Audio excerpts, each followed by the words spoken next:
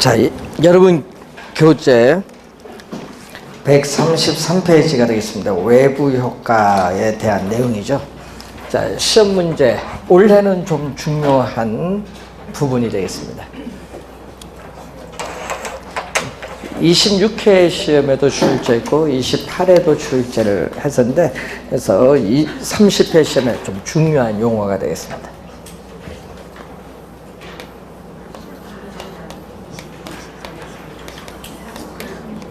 자, 외부 효과의 개념을 보면은, 자, 외부 효과는, 자, 시장 기구라는 것은 시장 안에서 수요와 공급에서 가격이 결정되는 장소를 얘기합니다. 그럼 이 시장 기구를 통하지 않습니다.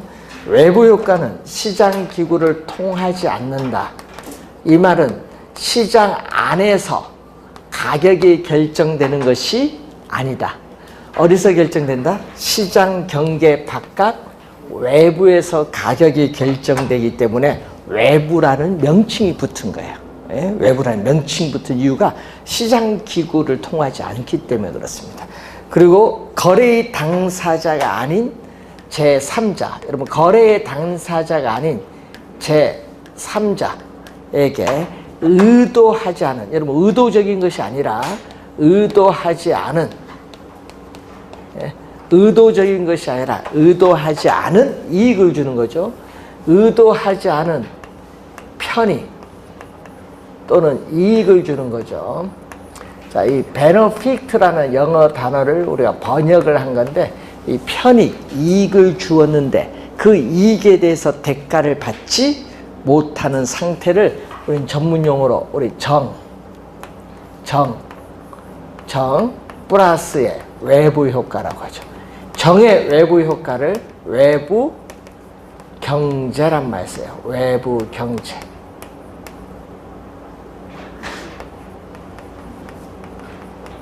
여러분, 정의 외부 효과, 외부 경제.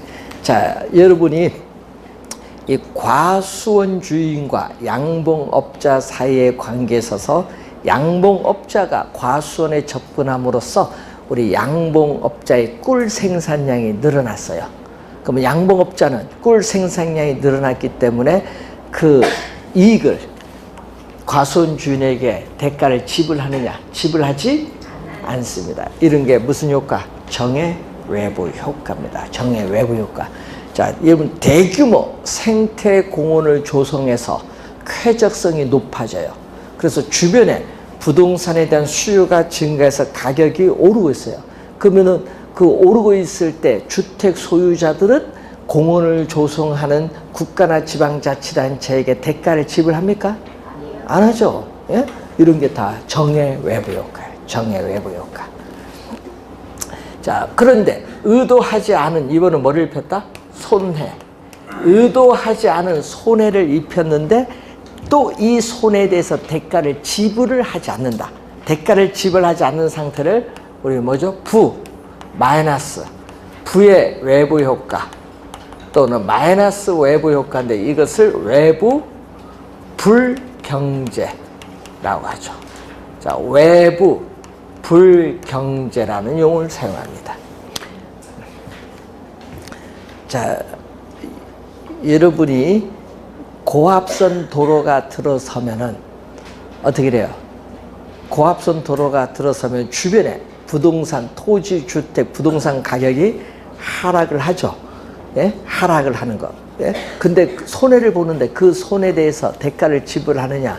지불하려고 하지 않죠. 이런 게 부의외부 효과입니다. 예? 그러니까 이제 분쟁이 생기는 거죠. 자, 문제는 이 외부 효과는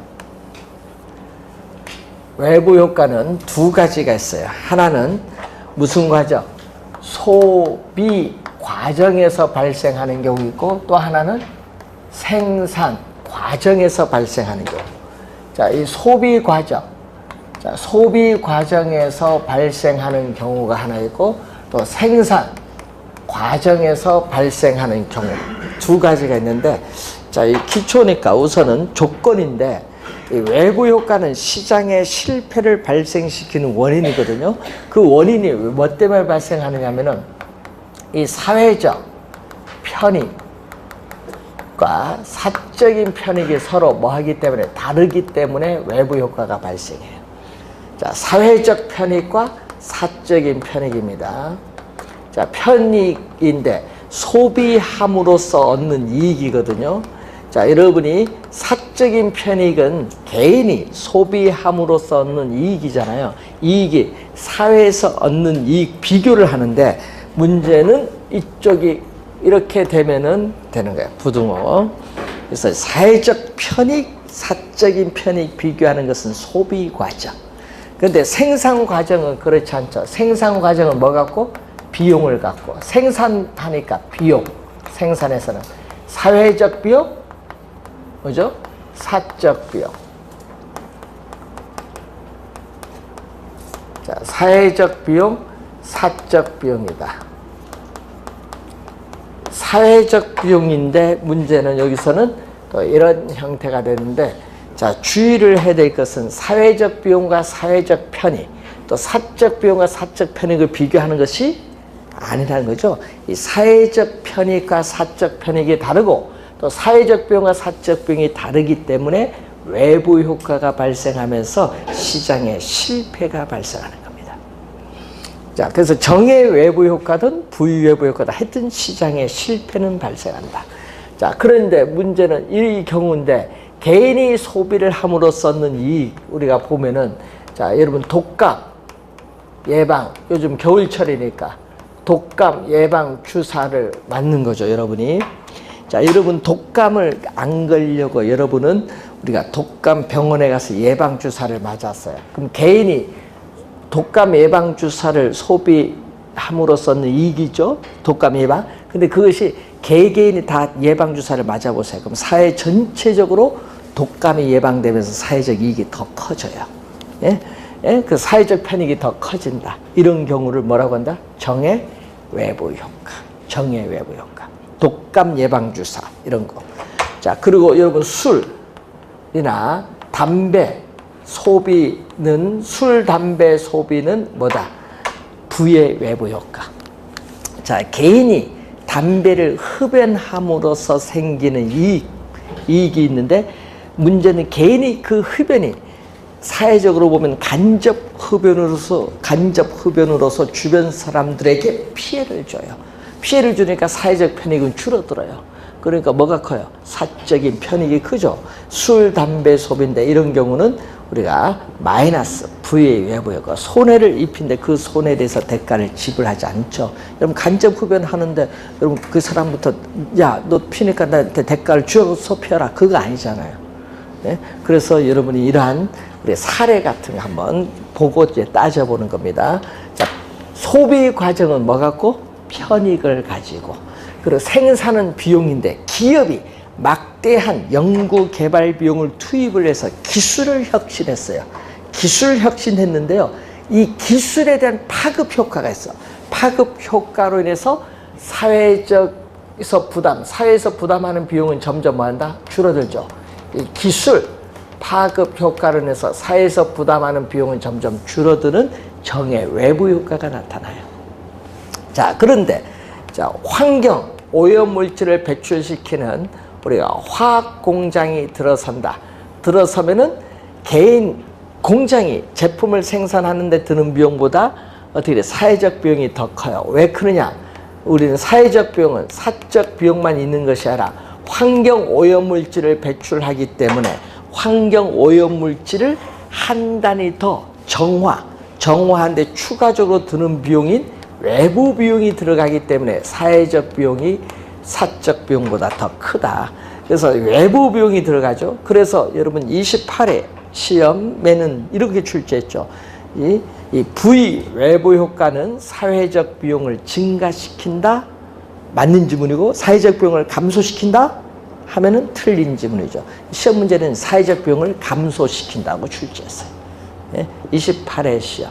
그 지문을 알고 있는가 한번 확인하는 문제입니다. 요 내용을 한번 여러분이 정의 외부 효과, 부의 외부 효과인데 이 정의 외부 효과는요, 26회 시험은 요거 출제했거든요. 26회 시험에서는 지역 이기주의 형상이 나타나, 외부 효과에서. 자, 정의 외부 효과는 공공 편의 시설은 내가 살고 있는 지역에 들어오면 오케이. 이걸 뭐라고 하냐? Please, in my front yard. 나의 앞마당에는 공공 편의 시설이 들어오면 좋다. 이걸 핀피 형상이다. 핀피 형상. 근데 V 외부 효과는 뭐죠? not, 들어와서는 안 된다. in my, 나의 뒷마당에서는 위험시설, 혐오시설, 공해시설이 들어와서는 안 된다. 이것을 무슨 형상? 님비 형상이라고 해요. 여러분, 우리 뭐 보면 많이 이제 쓰죠? 님비 형상, 핀피 형상. 예? 님비 형상 이제 많이 이제 나옵니다.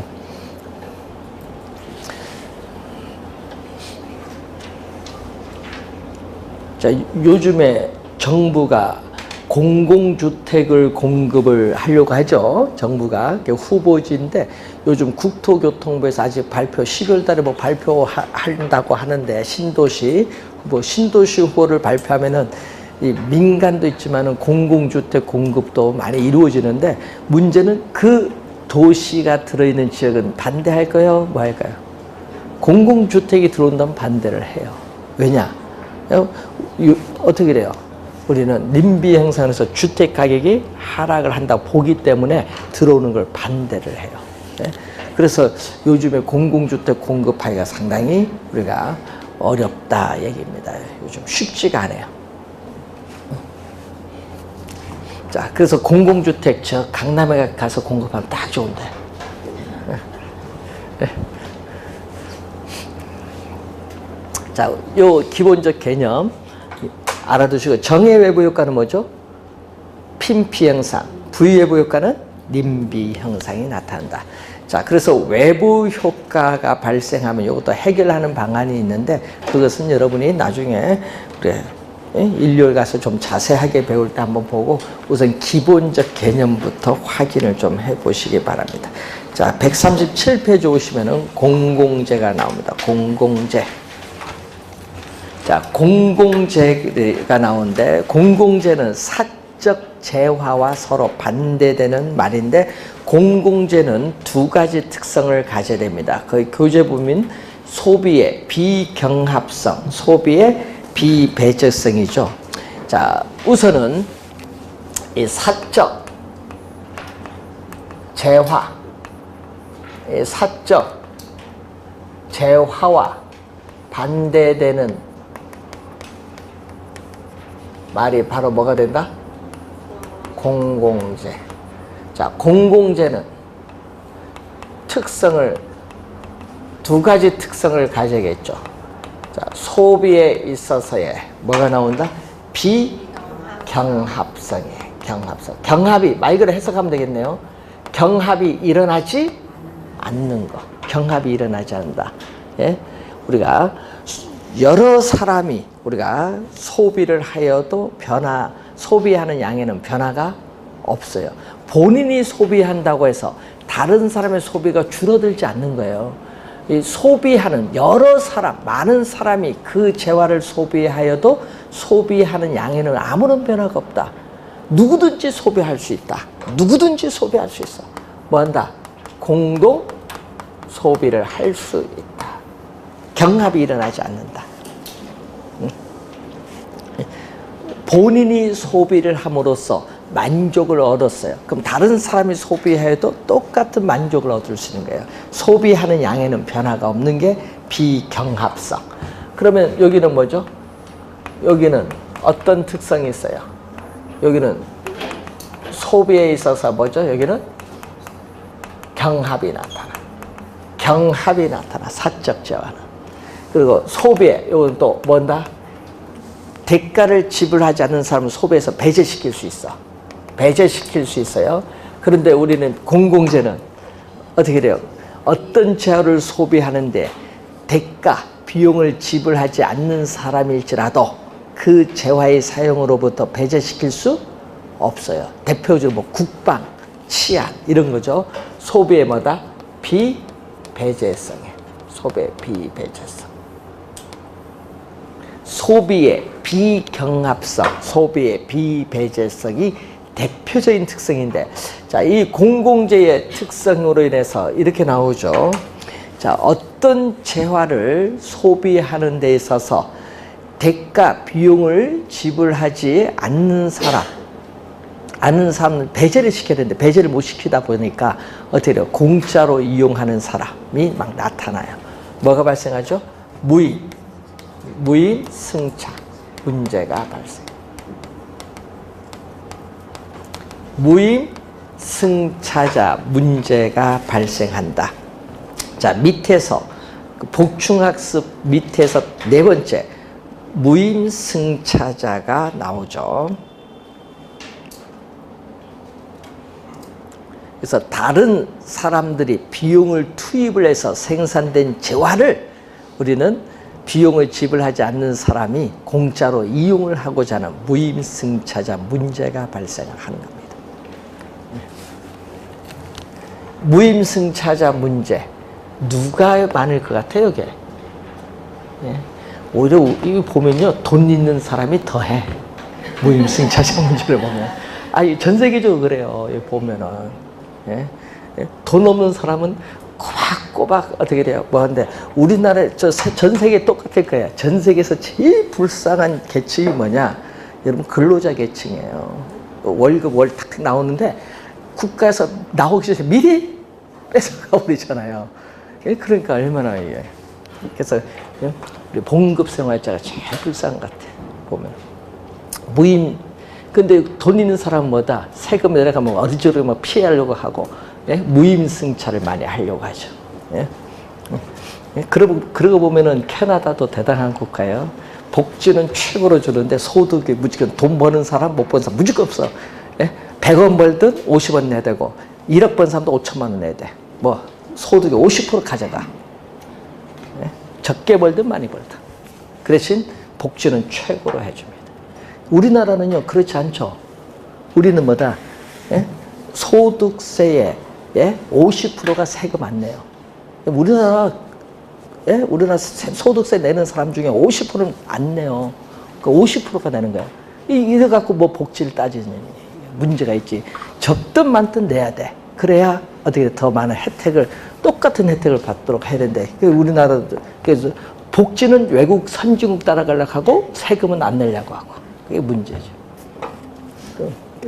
많이 받으면 내야 돼요. 그래서 요즘에 무임승차자 문제 때문에 골치 아파요. 이게 전 세계적으로. 이걸 어떻게 해결하느냐. 이게 문제죠. 그래서 공공재를 민간의 사적 시장에 맡겨서 생산을 맡겨두면요. 어떤 현상이 벌어지냐. 공공재는 수익자 부담의 원칙에 따라 공공재를 소비하면 대가를 지불하라 하면요. 여러분은 속으로 공공재가 필요함에도 외부로, 밖으로, 여러분 마음 밖으로 공공재에 대한 진실된 수요에 대한 선호를 표시를 안 해. 표시를 하지 않다 보니까 사회적으로 바람직스러운 양보다 적게 생산할 수밖에 없어. 그래서 사회에서 필요한 양만큼 생산이 불가능해. 사회에서 필요한 양만큼 생산이 불가능해서 뭐가 나타난다? 과소생산이 돼. 사회에서 필요로 한 양만큼 생산이 불가능하게 돼서 과소생산이 나타나 보니까 정부는 세금이라든지 공공기금 등을 통해서 적정한 양의 공공재를 공급하기 위해서 정부는 시장에 개입을 하는 거예요. 그래서 자, 그 내용이죠. 자, 밑에서 그 복충학습 밑에서 두세 번째 또 파란색으로 사회에서 필요한 양만큼 생산이 불가능. 이게 바로 과소생산이죠.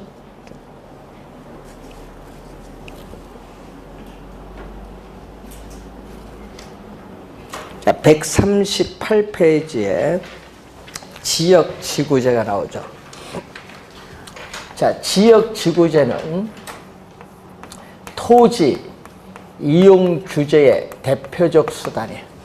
자, 토지 이용 규제의 대표적 수단이 지역지구제인데, 이 지역지구제도 있지만은 또 이 개발권, 양도제도, 약으로 TDR이죠. 요거 있고 뭐 토지 구획 규제라든지 건축 규제 뭐 여러 가지 우리가 규제 수단이 많아요. 이 토지용 규제 대표적 수단이 뭐다? 지역 지구제다 보니까 지역 지구제는 요즘 계속 시험 지문에 출제를 합니다. 아예 한 문제로 낼 수도 있고요. 시험 지문에 계속 출제를 하는 거죠. 자, 그래서 여러분 교재에 있어서 이 지역 지구제 138페이지에 나오는데 이 지역 지구제를 시험 문제 제일 많이 나오는 것은 우리 국토의 계획 및 이용에 관한 법률에 의해서 용도 지역, 용도 지구, 용도 구역을 지정을 하고 있어요. 그런데 실시 목적은 토지 이용에 수반되는 바람직스럽지 못한 토지 이용 활동이 뭐죠? 부, 마이너스 부의 외부 효과. 부의 외부 효과를 뭐 하기 위해서?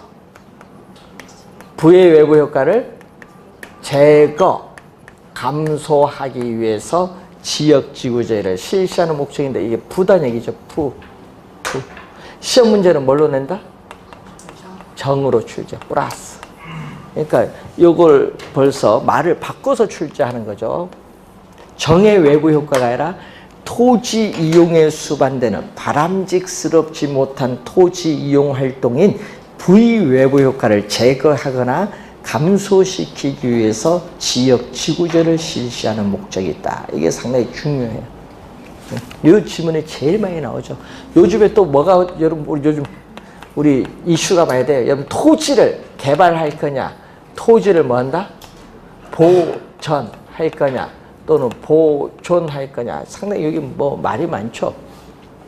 자, 여러분이 개발과 이 보존에 있어서 문제가 발생하는데 이것을 뭐를 하기 위해서?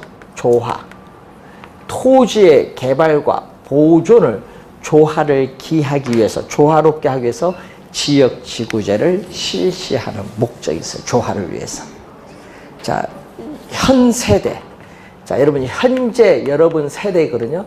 현 세대가 토지를 전부 이용하면은 아직 태어나지 않은 미래 세대는 토지를 이용하지 못할 수도 있기 때문에 토지를 규제를 해서 이용을 많이 제한을 해야 돼. 그래서 미래에 태어나지 않은 세대에게 넘겨줘야 돼. 그래서 세대 간에 토지 활용을 해야 될 거 아니에요. 현 세대와 미래 세대 간의 토지 우리가 활용 면에서의 무슨 차원?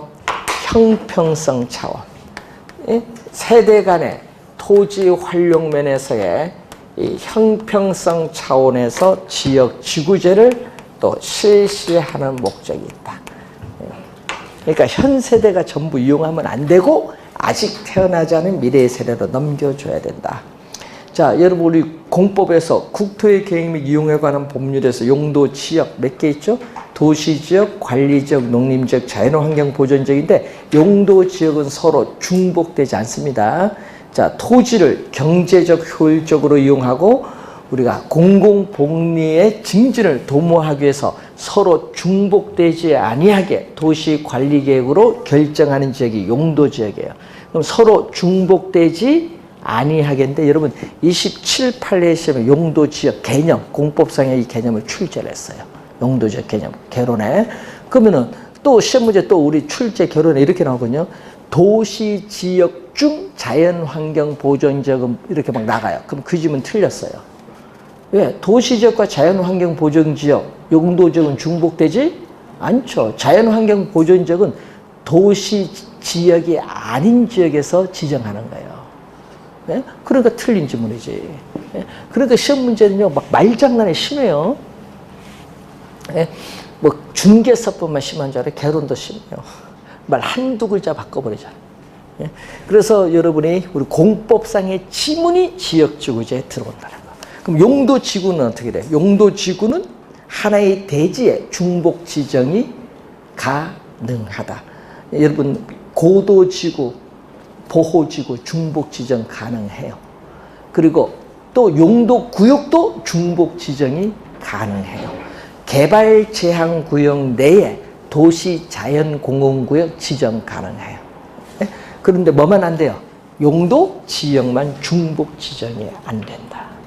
하여튼 시험에 자주 나오고요. 또 공법상의 지구 단위 계획도 시험에 많이 나오고요. 우리 개론에 한 4-5번 나온 것 같아요. 하여튼 여러분이 공법을 용도 그 지역 지구제를 잘 공부하면 개론에 한 문제 맞출 수 있어요. 자, 올해도 출제했었죠? 지역 지구제 개념을 또 물었습니다. 자, 여러분 교재에 있어서 지역 지구제인데 이 지역 지구제 밑에서 6번째 보시면요. 이 사적 시장, 지금 사적 시장이 외부 효과에 대한 문제를 효율적으로 해결하지 못할 경우에 정부에 의해서 채택되는 부동산 규제의 방법 중에 하나가 바로 뭐다? 지역 지구제. 그 지문도 우리 개론에 한 2번 출제가 된 지문입니다.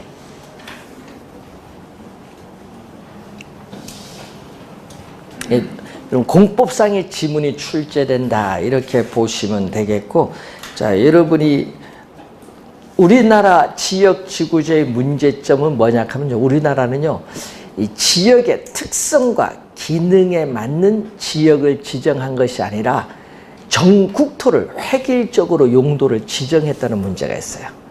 그리고 우리나라는 규제가 경직적이다.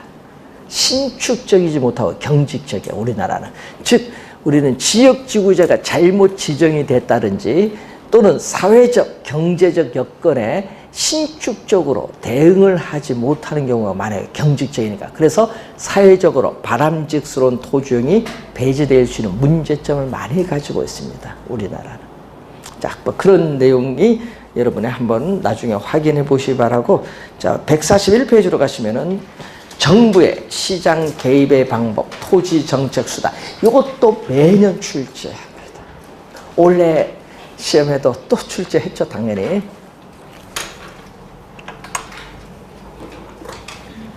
또 매년 또 출제를 또 하는.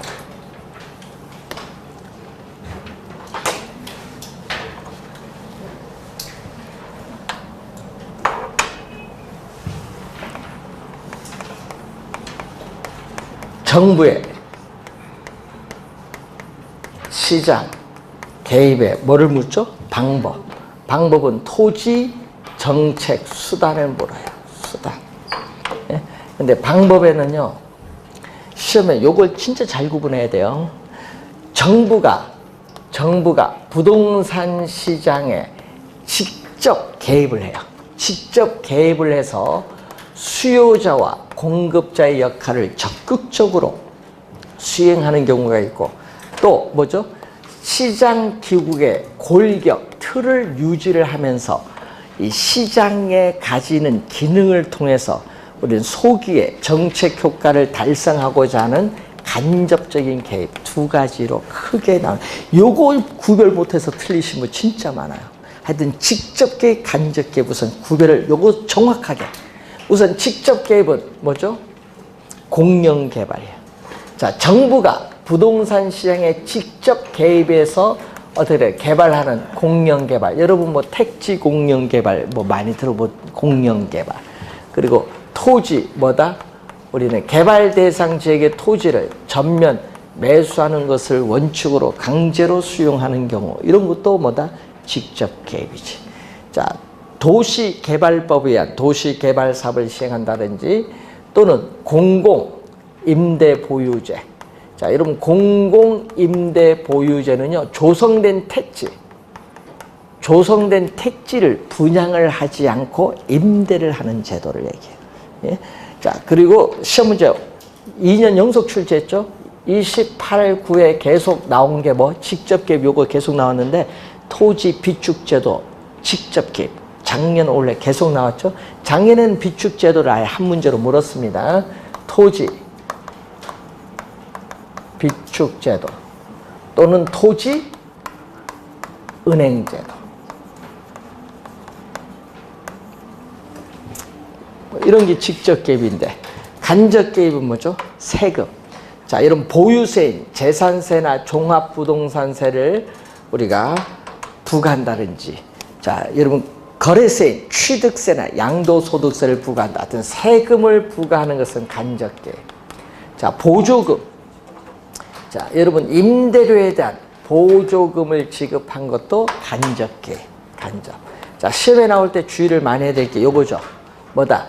개발 이익 환수에 관한 법률에 의해서 어떻게 돼? 개발 부담금을 부과하는데, 여러분 이 개발 부담금 부과는요 직접 개입이 아니라 무슨 개입? 간접 개입. 요거 시험에 내서 많이 틀려요. 개발 부담금 부과는 직접 개입이 아니라 간접 개입. 꼭 기억해야 됩니다. 시험에 많이 출제하는 지문입니다. 한 최근에 정답 지문마다 한 3번 물었습니다. 간접 개입. 자, 토지에 대한 여러분 정보를 창출을 해서 제공을 하는 이러한 행정상 지원을 할 수 있어요. 행정상 지원도 할 수 있지만은 또 금융기관, 여러분 은행이죠. 대표적으로 이 금융기관을 통해서 또 우리 금융상 규제도 할 수 있고 또 뭐를 할 수 있다? 지원도 할 수 있죠. 금융상 규제나 지원을 하는 대표적으로 뭐가 있어요? LTV. 우리는 부동산 가격에 얼마만큼의 융자를 해줄 수 있느냐? 담보 인정 비율이고, 여러분 소득을 기준했을 때 대출을 얼마 받을 수 있냐? 소득 기준했을 때 DTI 총부채 상환 비율. 우리 주거용 부동산에 있어서의 대출을 받을 때 우리 요거 고려를 해죠. 요즘에는 뭐가 나와요? DTI 대신에 DSR 총부채 원리금 상환 비율, 총체적인 상환 비율이 쓰죠. 요거는 뭐죠? DTI는요, 주택담보대출 받았을 때 원리금 상환액이 소득에서 얼마 차지하냐, 요걸 보는데, 그것만 보는 것이 아니라 모든 대출을 보는 거야. 주택담보대출만 보는 것이 아니라 DSR은 모든 대출. 여러분이 받은 모든 대출에 대한 원리금 상환액을 보는 게 DSR입니다.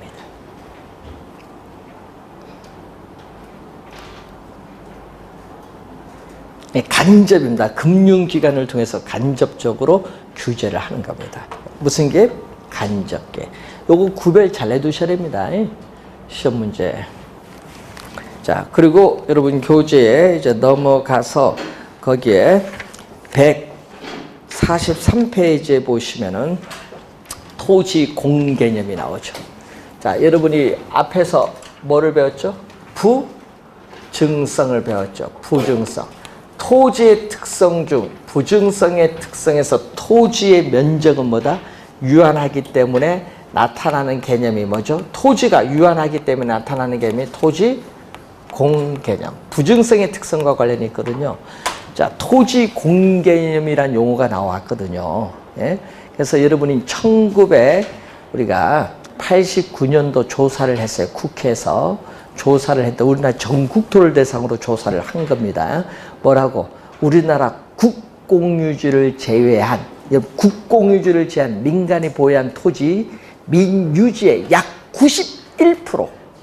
91%가 그거 뭐 91% 대단하죠. 국공유를 제외한 민간이 보유한 토지 중 약 91%가 상위 소득계층, 그때 당시 20%에 집중이 됐어요. 상위 소득계층. 그래서 이 토지 공개념을 도입을 하자 해서 어떻게 돼요? 1989년 2월 임시국회에서 법 4개를 통과시킵니다. 지가, 공시 및 토지 등의 평가에 관한 법률, 개발 이익 환수에 관한 법률, 토지 초과 이득세법, 택지 소유 상한에 관한 법률 4가지 법을 통과시켜서 이 4가지 법을 토지 공개념을 위한 법이라고 한 거예요. 예? 근데 그 4가지 법 중에서 몇 개? 2개가 폐지됐어요. 자, 택지 소유 상한에 관한 법률은 1999년 위헌 판결로 폐지. 토지 초과 이득세법도 97년 위헌 판결로 폐지. 그래서 남아있는 건 지금 2개죠. 뭐 개발이익 환수에 관한 법률에서 개발부담금 부과하는 제도가 하나 남아있고, 또 하나가 지가 공시 및 토지 등의 평가에 관한 법률이죠. 이것을 우리는 2년 전에 어떻게 돼요? 전면 개정해서 뭘로 바뀌었어요?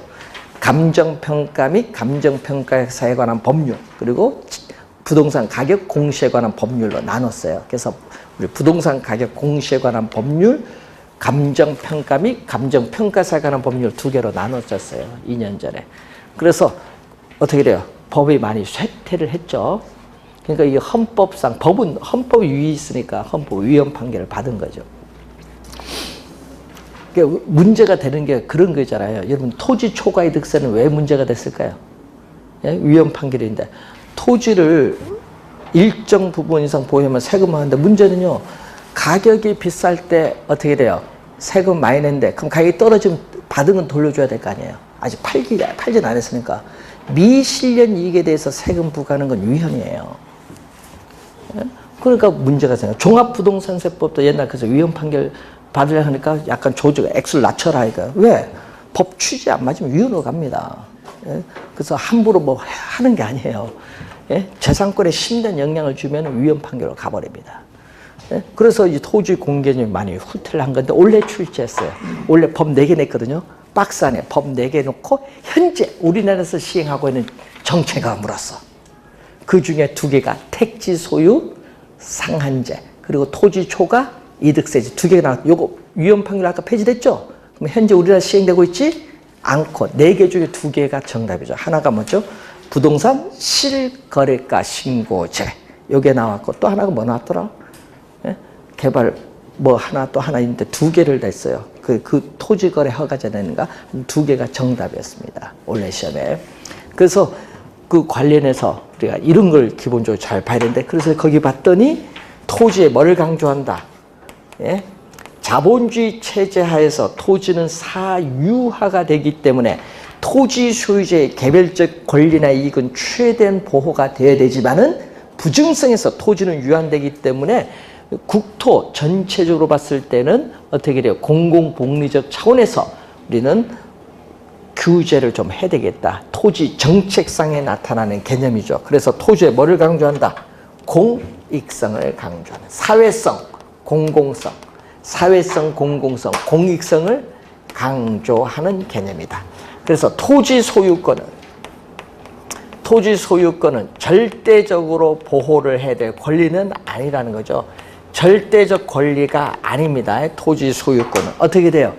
우리는 토지 소유권에 대한 제한의 가능성을 인식하려는 게 공개념이에요. 그래서 뭘로 소유권을 제한한다? 법률로서 공공복리적 차원에서 법률로서 소유권을 일정 부분 제한할 수 있죠. 무슨 권리? 상대적 권리. 절대적 권리가 아니라 상대적 권리가 되는 거예요. 시험 문제는 거기서 뭐를 많이 내죠? 거기 부동산 거래에 관한 정책 수단 여기에 좀 지문에 많이 나오는데 자 농지법에 의한 농지 취득 자격 증명제 부동산 등기 특별조치법에 따르는 검인계약서 제도라든지 자 시험에 나올 때 주의를 좀 이제 해야 될 부분이죠.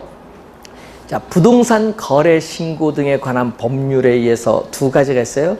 토지 거래 허가제 그리고 또 하나가 뭐죠? 우리는 부동산 실거래가 신고제 이거 2개가 있고 또 주택법에 의해서 투기 과열지구로 지정합니다.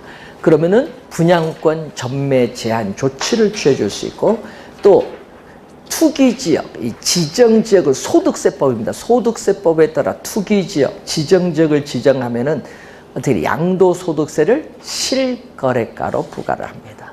자, 이게 다 거래에 관한 정책 수단인데 여기서 아까 있지만 정책에서 가끔 아까처럼 출제를 합니다.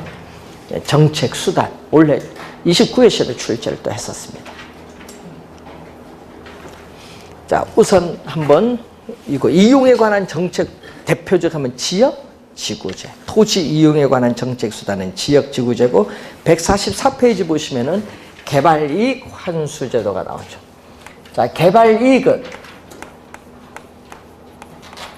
뭐다? 불로소득인데 여러분 교재 밑에서 7번째가 여러분 개발이익 환수에 관한 법률에 의한 개발이익 나오죠.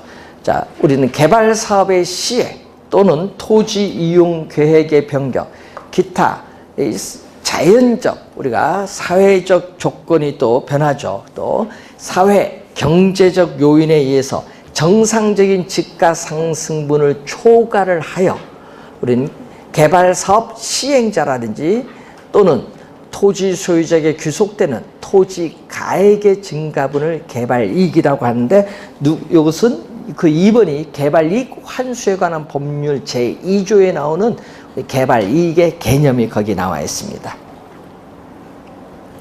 자, 그러면 올해 작년요, 2년 연속 개발이익 환수 있죠? 제도를, 개념을 계속 출제를 했어요. 작년, 올해. 그럼 개발이익은 불로소득이니까 국가는 개발이익을 뭐 해야 돼? 환수를 해야겠죠. 그럼 개발이익을 환수하는 방법은 두 가지가 있어요. 하나는 조세적 수단으로서 뭐를? 세금을 부과하는 거예요. 조세적으로 우리는 수단으로서 세금을 부과함으로써 개발이익을 환수하는 방법이 있고, 비과세적 방법, 세금 이외의 방법으로서 개발이익을 환수하는 것, 두 가지가 있어요. 과세적 방법은 예를 들어서 뭐죠? 토지의 지목 변경인데 토지의 형질 변경 허가에 따르는 간주취득세를 부과한다든지, 또는 우리가 지가 상승분에 대해서 토지 거래 시에 양도 뭐를? 소득세를 부과함으로써 우리는 개발 이익을 환수한다든지, 뭐 도시 계획세를 부과한다든지, 이런 것은 우리 과세적 방법이고, 비과세적 방법은 어떻게 돼요? 토지를 저렴하게 수용을 해서 조성된 택지를 비싼 가격으로 매각함으로써 개발 이익을 환수하는 무슨 개발? 공영 개발. 자, 환지 방식에 의한 뭐죠? 감보율 제도. 환지 평가를 통해서 우리는 토지를 원토지 수익에 돌려줄 때 원래 면적보다 적게 환지되죠. 감보율을 적용합니다. 그리고 수익자 부담금 제도, 또 개발 이익 환수에 관한 법률에서 뭐가 나오죠? 개발 부담금을 부과하는 제도가 나오죠. 요즘 뉴스 많이 나오네요. 재건축 초과 이익 환수에 관한 법률에서 재건축 부담금을 부과하는 제도. 요즘 뉴스 많이 보죠. 강남 재건축할 때 재건축 부담금 얘기 많이 나오잖아요. 이거 개발 이익 환수하는 방법이에요. 또 뭐 토지 수용 보상 제도라든지, 이제 배우시게 될 또 토지 뭐죠? 비축 제도라든지, 또 공공임대 보유제. 여러분, 조성된 택지를 분양받지 않고 임대하면서 임대된 토지 임대주택을 지어서 우리는 임대료를 조정함으로써 개발 이익을 효율적으로 환수할 수 있어요. 자, 이런 제도들을 우리가 보는 내용인데, 여러분 교재 145페이지에 개발 이익 환수 수단 중간 4번에 나와 있습니다. 자, 그리고 토지은행 제도가 나오죠. 자, 토지은행 제도, 이 제도는 작년에도 28회에 아예 하나의 문제로 출제했고, 올해도 또 출제를 했는데, 개념을 많이 물어요. 토지은행 제도는 시험에 뭐를 출제를 많이 한다? 개념. 그래서 여러분 공부할 때 항상 개념을 잘 공부해둬야 돼. 개념을 자주 나오니까. 그러니까 여러분 비축, 석유도 비축하고 가스도 비축을 하는데, 현재를 위해서 비축하는 것이 아니라 뭐를 위해서 비축한다? 예, 미래를 위해서 비축해요. 미래. 그래서 미래의 용도를 위해서 비축한다. 미래의 용도. 자, 여러분 미래의 용도를 위해서 미개발된 토지를 저렴한 가격으로 대량으로 매입을 해요. 대량으로 매입을 하는 겁니다. 그래서 우리는 무슨 상태? 국공유지 상태로 보유하고 있다가 미래에 필요로 하는 시기에 적시에 공공시설 용지를 공급을 해준다든지, 아니면 민간에게 비싼 가격으로 매각 또는 임대하는 제도 자체를 우리 뭐라고 한다? 토지은행 제도, 비축 제도입니다. 그래서 언제부터 2009년 2월 임시국회에서 또 뭐가 통과됐냐 하면요, 공공토지. 자, 공공토지의 비축에 관한 법률이 있어요. 자, 공공토지의 비축에 관한 법률. 자, 공공토지의 비축에 관한 법률이 통과되면서 우리나라도 어떻게 돼요? 공공토지를 뭐 하고 있다? 비축을 하고 있다. 비축하고 있습니다. 자, 그래서 뭐를 위해서? 우리는 토지 시장의 안정. 자, 토지 시장의 안정을 위한 수요와 공급, 줄여서 수급이죠. 수요 공급 조절용으로 비축을 한다. 토지 시장 안정, 아니면은 산업단지 조성 용지를 위해서 뭐를 공공 개발용 또 뭐 한다? 비축을 하죠. 그래서 수요 공급 조절용으로 비축을 하든지 이 공공 개발용으로 비축하는데 주의를 건요. 우리는 LH가 어디예요? 한국토지주택공사인데 한국토지주택공사 내에 공공토지 비축을 위한 심의위원회가 있고 이 위원장은 국토교통부 장관입니다. 그래서 심의위원회에서 토지 비축을 이제 정하게 되겠죠. 제일 먼저 우리 정한 게 안산에 땅을 매입을 한 건데, 그래서 여러분이 미래를 위해서 비축을 하는 건데, 여러분 작년에 정답이 뭐죠? 지방자치단체에서 관리하는 것이 아니라 누가 관리하는 거예요? LH. 그 LH가 토지 비축 업무를 어떻게 해요? 위임받아서 수행하고 있어요. 한국토지주택공사에서 우리는 수행을 하고 있습니다. 토지 비축 업무를 뭘로? 법적으로 부여받아 현재 LH에서 수행하고 있다. 지방자치단체에서 하는 게 아니라 LH에서 토지 비축 업무를 법적으로 부여받아 현재 수행하고 있습니다. 장점은 뭘까요? 장점은 우선은 여러분 장단점은 17회 시험에 한번 우리 출제를 한 거고요. 계속 개념만 내거든요. 자, 장점은 우선 개인에 의한 무질서하고 계획이 없는 무계획적인 개발을 방지할 수 있어요. 그래서 도시계획 목표 달성에 크게 기여할 수 있는 장점이 있고요. 또 아까 이제 저렴하게 토지를 대량으로 매입을 해서 비싼 가격으로 민간에 매각 임대함으로써 개발 이익을 환수할 수 있는 장점이 있어. 개발 이익을 환수한다. 그리고 적시에 또 뭐를 공급한다? 적시에 공공 시설의 용지를 공급을 하죠. 그래서 공공 용지를 확보하는 수단으로서 상당히 중요해요. 공공 용지 확보하는 수단으로서 중요합니다. 이런 공공 용지 확보는 뭐 토지 비축 제도도 있지만요. 공영 개발이라든지 뭐 토지 수용이라든지 이런 것도 여러분 공공 용지를 확보하는 수단으로서 상당히 중요하죠.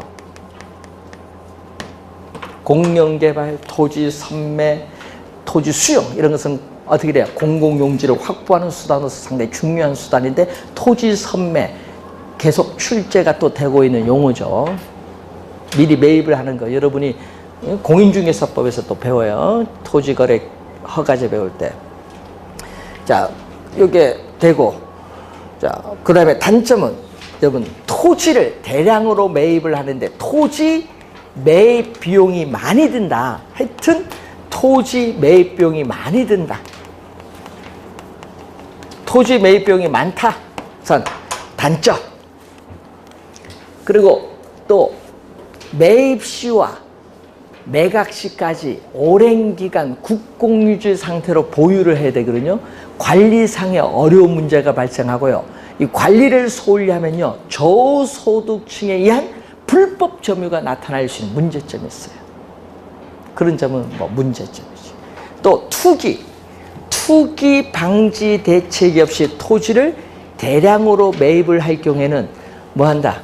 지가가 앙등할 수도 있고 또는 우리는 투기를 발생시킬 수도 있는 문제점도 가지고 있습니다. 자, 여러분이 미래 용도가 불분명을 하게 되면은 미래 용도가 불분명하면은 정부 스스로 투기자가 될 수도 있는 문제점을 가지고 있다. 그런 건 뭐 여러 가지 문제점인데 여러분 장단점이 중요한 것이 아니라 우리는 항상 뭐가 중요해요? 개념. 그래서 시험 문제 내면 토지 정책 수단 내면 5개 내거든요. 5개 정책 수단 놓고 개념을 묻잖아요. 거기서 틀린 거 찾아내는 걸 요즘 계속 출제하고 있습니다.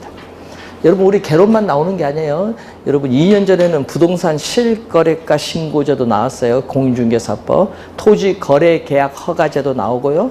토지 선매도 나오고 토지 적성평가제도 공법에서 배운 내용도 나오고 여러분 공법과 중개사법 배운 내용이 들어옵니다. 토지정책 수단을 할 때. 그래서 여러분이 한번 그런 여러 가지 정책이 있다는 것을 확인해 두시면 되겠습니다. 자, 우선 작년에는 6문제 출제를 정책 이론에서 했는데 평균 4문제 나옵니다. 4문제. 그래서 지금 여러분 오늘 정책에서 우리가 2문제 출제되는 걸 배웠어요.